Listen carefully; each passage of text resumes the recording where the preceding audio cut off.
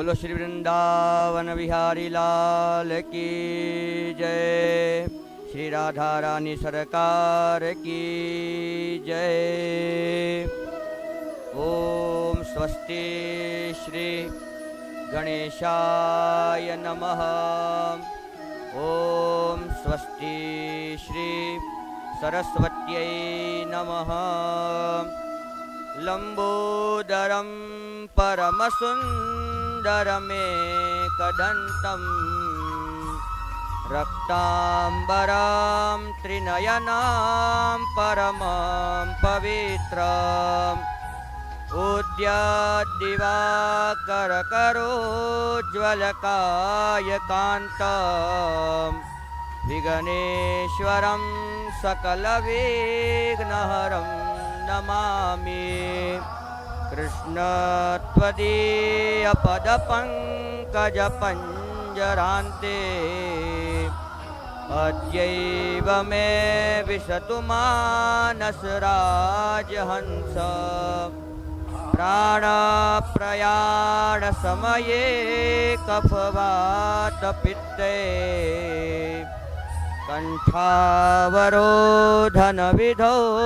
स्मरणं कुतस्ते। राधे मेरी स्वामिनी मैं राधे जी को दास। जन्म जन्म मोहे दीजियो श्री वृंदावन वास। परम परात्पर अखिलेश्वर अकारण करुणा वरुणालय भक्तिवांशा कल्पतरो पीताम्बरधारी श्री बाके बिहारी लाल जी के चरणों में इस दास का सादर प्रणाम। परम आराध्य लाडली श्री वृषभानु नंदिनी किशोरी श्री राधा रानी जी के चरणों में इस दास का सादर प्रणाम। मुझे अंधकार रूपी अज्ञान से ज्ञान रूपी प्रकाश की ओर ले जाने वाले मेरे सद्गुरुदेव जी के चरणों में इस दास का सादर प्रणाम। भक्तों, आइए आज की पावन पुण्य कथा में प्रवेश करते हैं। भक्तों, यहाँ पर वेदव्यास जी नारद जी से कहते हैं कि ऋषिवर, आपके मन में इतनी शांति है, इसका क्या कारण है? महाराज, तब देवर्षि नारद कहते हैं कि व्यास जी, मेरे मन में शांति है, मैं इसका कारण आपको बताता हूँ। मैं आपको अपना पूर्व चरित्र सुनाता हूँ। मैं अपने पूर्व जन्म में एक दासी का पुत्र था। मेरी माँ को साधारण दासी नहीं थी, बल्कि सदैव हमेशा संतों की सेवा करती रहती थी। परंतु व्यास जी, मेरा मन कभी भी संतों की सेवा में नहीं लगता था। मेरे हृदय में संतों के प्रति कोई श्रद्धा जागृत नहीं थी। एक बार मेरे गांव में कुछ संत चतुर्मास करने के लिए आए, और जब वो आए तो मेरी माँ हमेशा संतों की सेवा करती रहती थी।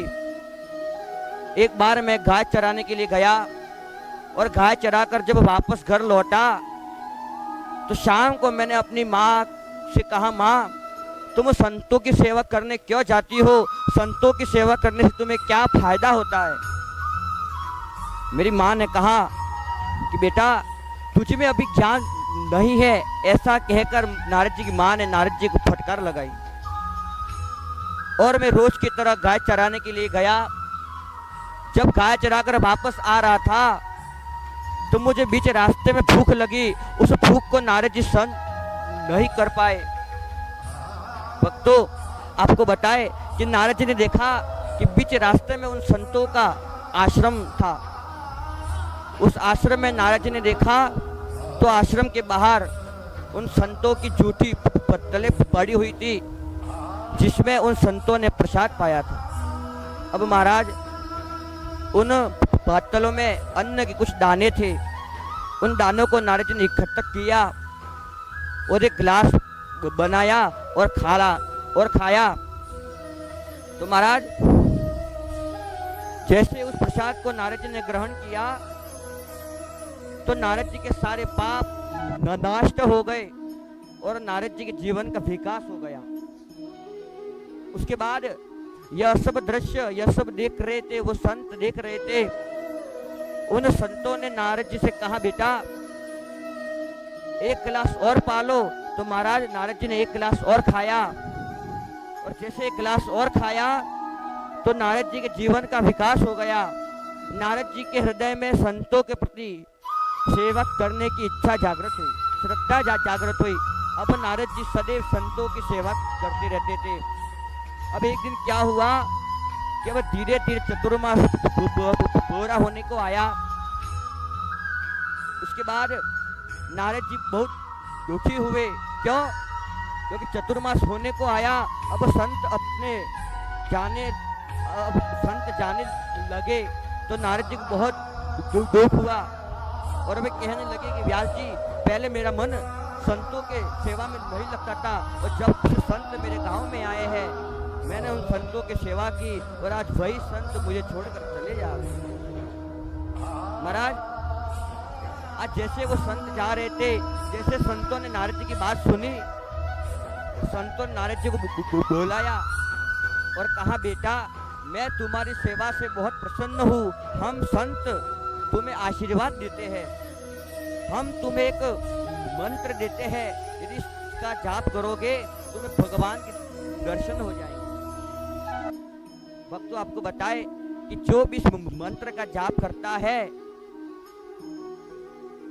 वो भक्त भगवान के चक्रव्यूह में फंस जाता है। अच्छा, वो मंत्र कौन सा है? नमो भगवते तुभ्यं वासुदेवाय धीमहि प्रद्युम्नाय निरुद्धाय नमः संकर्षणाय च। भक्त जो भी भक्त श्रद्धा भक्ति से मंत्र का जाप करता है उसे परमात्मा के दर्शन अवश्य हो जाते हैं। आज संतों ने जैसे इस मंत्र को नारद जी को दिया तो महाराज नारद जी अब हर समय इसका जाप करते रहते थे। अब नारद जी की माँ को चिंता होने लगी कि अब मेरा बेटा संत बन जाएगा और विवाह भी नहीं करेगा। तब महाराज आपको बताए, एक दिन की बात है कि नारद जी की माँ गायों को चारा डालने के लिए गौशाला में घास लेकर गई। उस गौशाला में एक सर्प बैठा हुआ था। अनजाने में नारद जी की माँ का पैर उस सर्प के ऊपर पड़ गया। उस सर्प ने नारद जी की माँ को डस लिया, और महाराज जैसे या डसा तो नारद जी की माँ की मृत्यु हो गई, देहांत हो गया। और आपको बताए भक्तों कि नारद जी जब दुखी होते तो गर्म आंसू निकलते, और जब सुखी होते खुश होते तो खुशी के आंसू ठंडे ठंडे आंसू निकलते रहते थे। नारद जी को दुख इस बात का था कि उनकी माँ की मृत्यु हो गई, और सुख इस बात के लिए थे कि उन्हें भगवान की भक्ति करने से कोई रोकने टोकने वाला नहीं रहा। अब नारद जी ने भगवान की इच्छा समझकर, परमात्मा की इच्छा समझकर अपनी माँ का अंतिम संस्कार किया है। उसके बाद नारद जी फिर से भगवान का जाप करने लगे, भजन करने लगे।